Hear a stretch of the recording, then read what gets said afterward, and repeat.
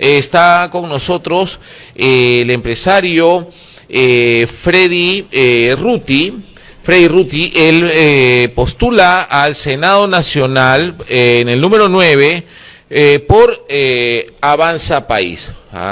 Él no solo es un representante del empresariado peruano que se identifica con algo sumamente importante que tiene el Perú y que es simbólico, como es la maca. A través de su empresa, Freddy Ruti es uno de los importantes exportadores de la maca peruana en mercados internacionales, así como también tiene una trayectoria importante a nivel castrense y en el ámbito legal, lo cual le ha permitido tener un espectro importante de lo que es la realidad nacional, y bueno, ya nos va a estar comentando un poco más al respecto. Bienvenido, Freddy, a Tecnología y Negocios. ¿Cómo estás?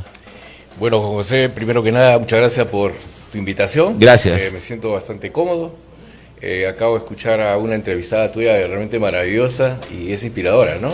Sí, definitivamente lo que necesita, pienso yo, y defiendo, es que los peruanos necesitan mensajes que consoliden un futuro o mejor, un mañana, ¿no? Y dentro de la nueva camada de lo que son los políticos, estás tú, ¿no? Has decidido postular al Senado Nacional, ¿no? ¿Cómo se da esta circunstancia?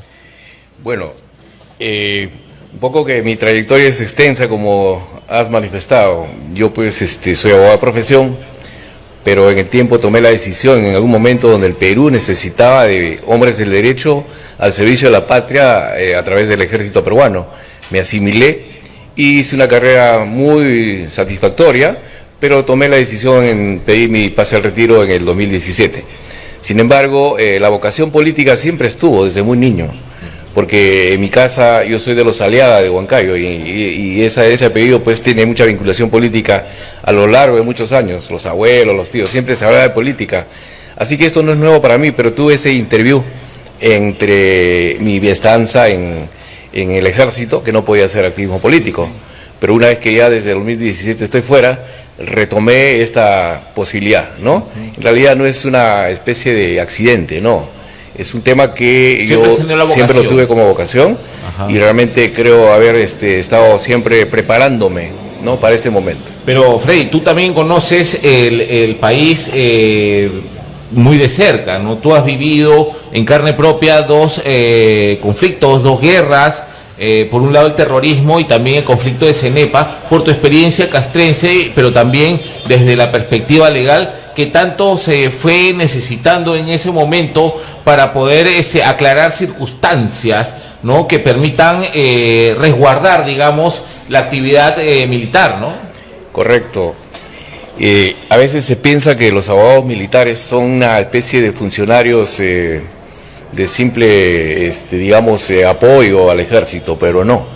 Creo que vamos más allá. Justamente cuando yo tomo la decisión en el año 93 de asimilarme, estaba poniéndose en ejecución el plan de pacificación del gobierno de turno y necesitaban pues hombres comprometidos de las leyes para que actuaran como fiscales operativos, como jueces, etcétera, y además para ser obviamente los asesores en las líneas que el derecho internacional obliga a las Fuerzas Armadas en la utilización de la fuerza.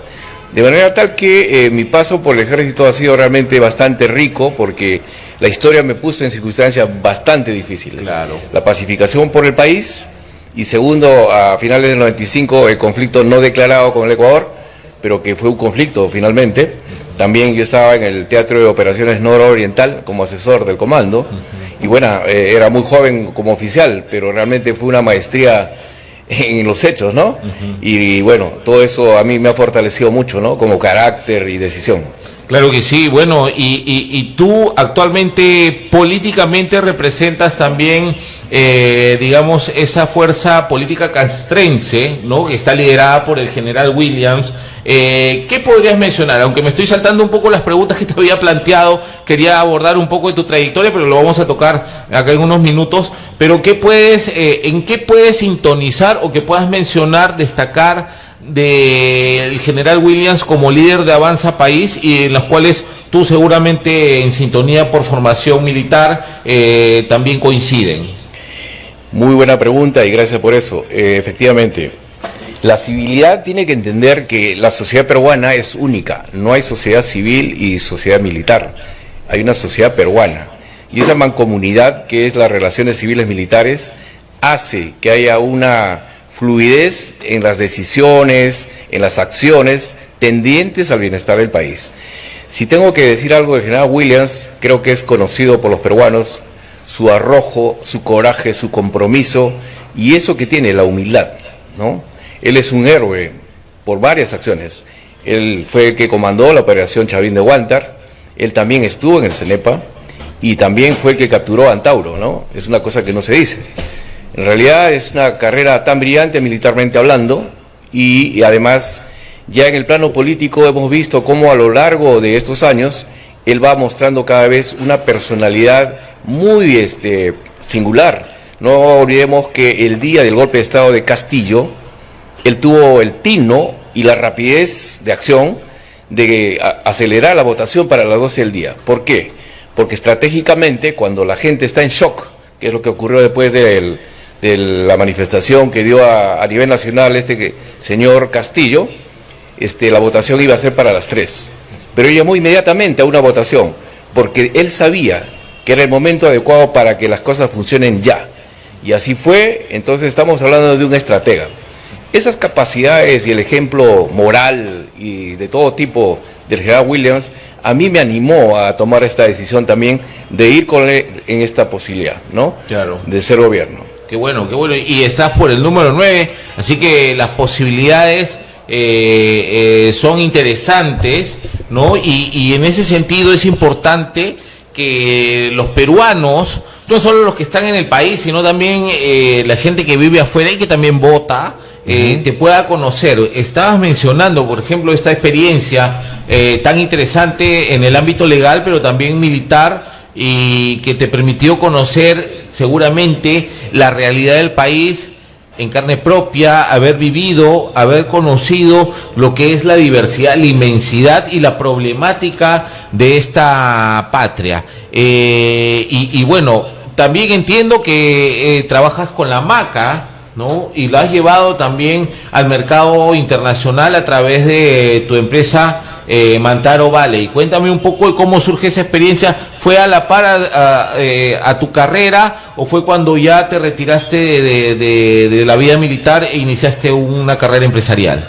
Ok, tiene que ver una cosa con la otra. Decías que nosotros tenemos la posibilidad de conocer las interioridades de nuestra patria y efectivamente es eso. Y por eso que a mí me preocupaba mucho ver extensiones grandes de terrenos allá en las alturas sobre 3.500 metros sobre el nivel de mar, donde no se producía casi nada y donde la gente realmente se muere de hambre. Y bueno, en este interín de mi trayectoria militar yo fui teniendo una especie de maduración en mi corazón la posibilidad de hacer en algún momento algo por ellos, ¿no? Entonces cuando ya yo tomo la decisión de pasar el retiro, a mi solicitud, en el 2015 yo ya vengo planificando la posibilidad de hacer la empresa que hoy tengo, ¿no? Pero esta empresa está aliada estratégicamente justamente con los comuneros, los dueños de tierra que no tenían mayor valor agregado a sus productos. Entonces yo veía que entre otros está la quinoa, está la kiwicha, pero fundamentalmente la maca. Entonces la actividad empresarial mía empieza el día 1 después de pasar a la situación de retiro. Yo soy muy comprometido y responsable con las cosas que hago, pero la planificación sí la estaba haciendo, obviamente. Pero en el 2017, a finales, termina mi carrera militar y me fui muy contento porque había cumplido con la patria. Ahora era el tiempo de empezar un nuevo momento como persona, como jefe de familia y como peruano emprendedor, cuyo ejemplo pues lo tengo desde mis padres, ¿no? Así fue que vimos ya la posibilidad de hacer siembras con los campesinos y empezamos con 50 hectáreas, me acuerdo, de sembrío y así hasta el 2019, pero luego vino la pandemia. En ese lapso me permitió a mí un poquito hacer una especie de análisis fáctico de las posibilidades de seguir trabajando con ellos o no y las conveniencias para ambos lados. Vi que era mejor que ellos siguieran produciendo y me vendieran la materia prima.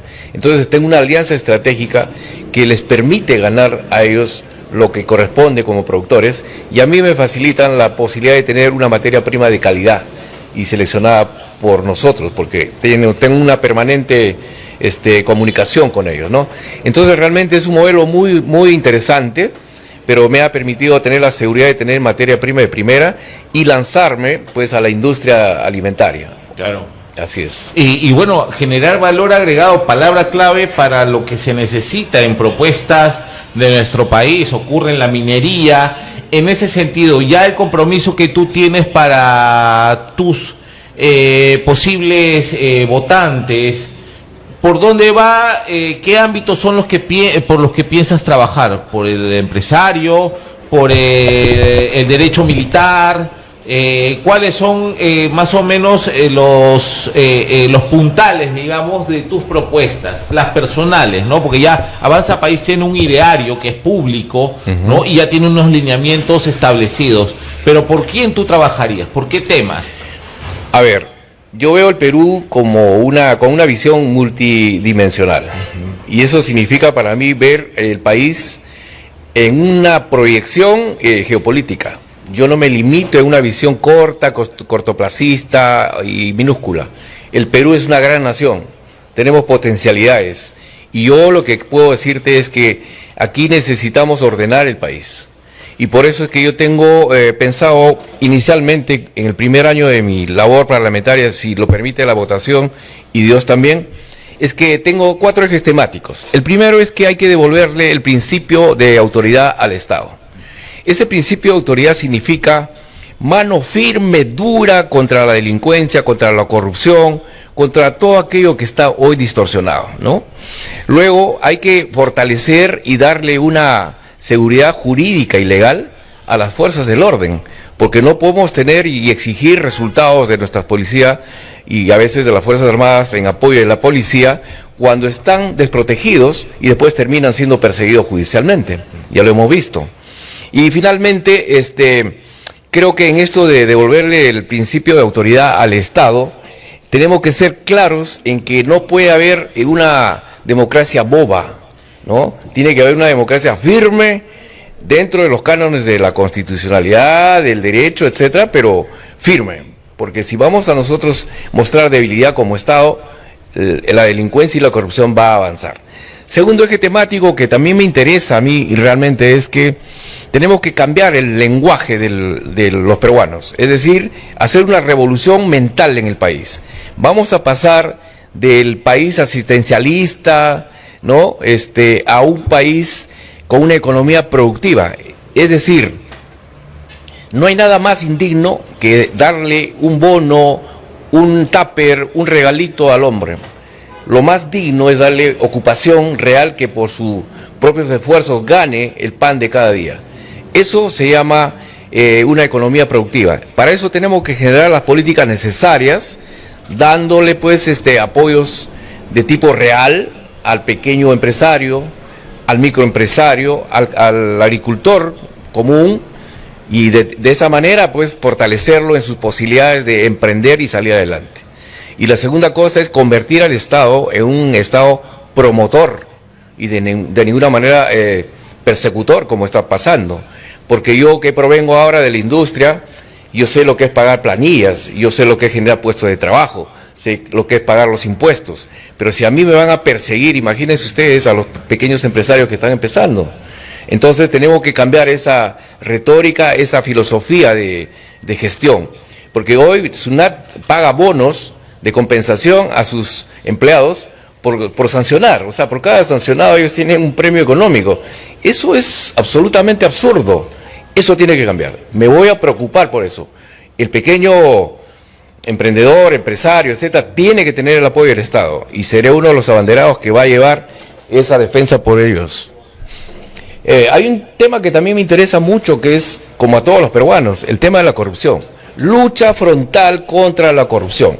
Y la corrupción no se gana con retórica, con declaraciones, sino con acciones firmes. Yo que estoy exaltando y resaltando mi pertenencia a las Fuerzas Armadas, yo he sido formado en la disciplina, pero también en la acción. Entonces no voy a ser un senador, si Dios lo permite y los votantes, un senador que se va a sentar en el escritorio a escribir posibilidades, análisis. No, vamos a ir a la acción concreta, real, y tiene que ser vencida la corrupción, porque un sol que se roba al Estado es un sol que va menos a una familia, a la construcción de un hospital, de una escuela. O sea, no es simplemente que se roban el dinero los corruptos, sino hace que se restrinja la posibilidad de avanzar como país, ¿no? Eso no podemos permitir. Y finalmente hay un tema que a mí me importa, que es la educación. Hoy nuestra educación ha sido capturada por ideologías que realmente están trastocando el orden natural de la formación de los niños. Yo voy a ser uno de los que va a levantar banderas contra esas ideologías. La ideología tiene que ser desterrada de la educación en todos los niveles. Los hombres somos libres para pensar y decidir. Hay una segunda cosa que en la educación tenemos que hacer, es que tenemos que propender a una educación de calidad. No podemos seguir permitiendo que existan universidades que estafan a los estudiantes, que realmente venden títulos, regalan maestrías, etcétera, etcétera. Los nombres harto conocidos, no hay necesidad de decirlos. Tenemos que hacer una segunda reforma de la calificación y cualificación de las universidades privadas sobre todo. Y en el segundo lugar, el Estado tiene que hacer mayor inversión en educación de calidad, moderna. No podemos seguir hablando de cursos obsoletos que no les sirve al alumno cuando egresa. Hoy tenemos que hablar de una educación moderna y por eso existen los convenios que son factibles con las universidades del primer mundo. A eso vamos a propender. Esos son los 4 aspectos fundamentales que me estoy proponiendo hacer. Qué bueno, Freddy, que tengas todo claro, denotas transparencia, pero también conocimiento de lo que estás proponiendo, y eso es sumamente importante porque necesitamos refrescar el ecosistema político. Hemos tenido en los últimos años representantes que no han dado la mejor imagen, digamos, ¿no? Entonces necesitamos adecentar la política peruana, y en ese sentido felicito tu compromiso, ¿no? Esta aventura que va a ser la campaña electoral, ¿no? Y ya nos quedan unos pocos minutos.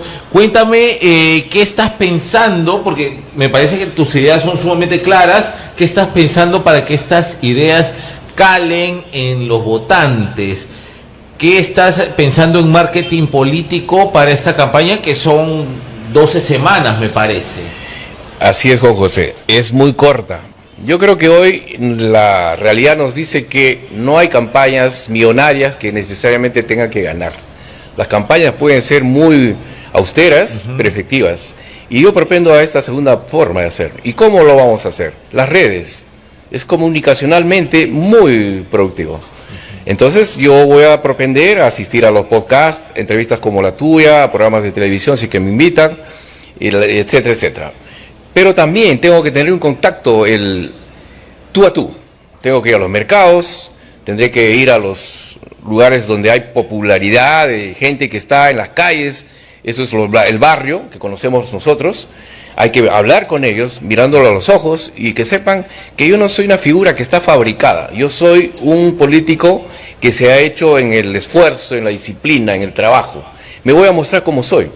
Yo creo que eso va a sembrar confianza en mis votantes, y espero lograr alcanzar esta curul parlamentaria, porque de verdad yo no vengo a aprender.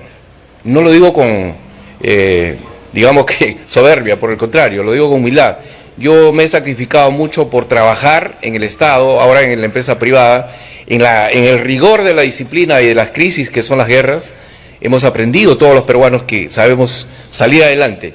Todo ese bagaje de conocimiento a nosotros nos da la fortaleza de que podemos llevar adelante un proyecto interesante.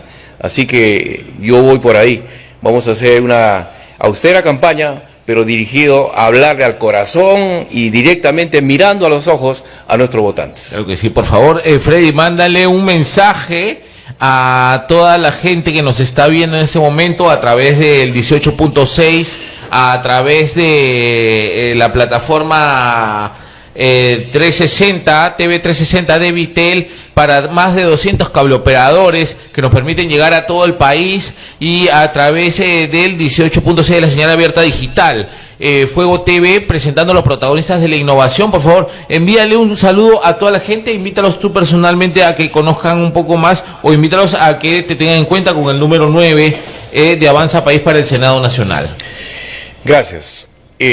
Peruanos, este es el símbolo del partido al que yo represento, Avanza País. Soy Freddy Ruti, voy con el número 9 al Senado Nacional.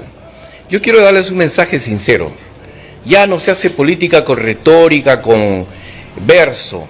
La política se hace con autoridad, con liderazgo efectivo y con realismo.